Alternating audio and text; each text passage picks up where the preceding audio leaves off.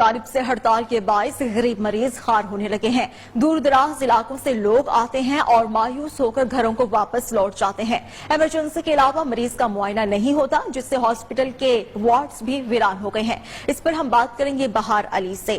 بہار علی، بتائیے گا کیا صورتحال دیکھ رہے ہیں آپ؟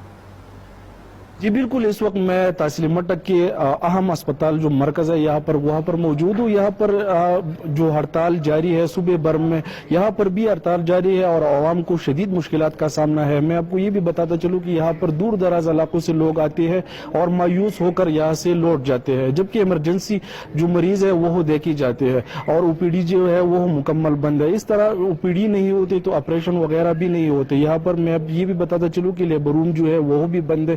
یہاں پر ہم شہروں سے بات کرتے ہیں کہ وہ ان حوالے سے کیا کہتے ہیں۔ ہمیں عوام کو بہت زیادہ تکلیف ہے، کیونکہ یہاں ڈاکٹر کام نہیں کرتے، اس لیے کہ وہ احتجاج میں ہے۔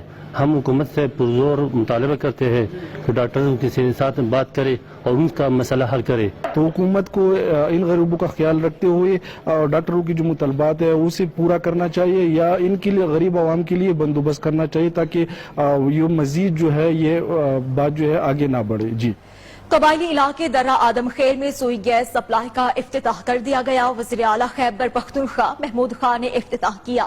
منصوبے پر 35 کروڑ روپے لاگت آئی ہے۔ درہ آدم خیل کے 5 قبیلوں کو گیس کی فراہمی دی جائے گی۔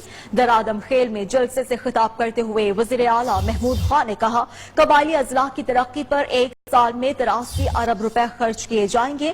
درہ میں جو دیہات سوئی گیس کے منصوبے سے رہ گئے ہیں ان کی فیزیبلٹی رپورٹ بھی تیار ہو رہی ہے۔ وزیر اعلیٰ کا درہ آدم خیل ہاسپٹل کی اپ گریڈیشن اور گرلز کالج کی تعمیر کا بھی اعلان ہوا، جبکہ پشاور سے ڈی آئی خان تک ایکسپریس وے کی تعمیر سے جنوبی اضلاع کی ترقی ہوگی۔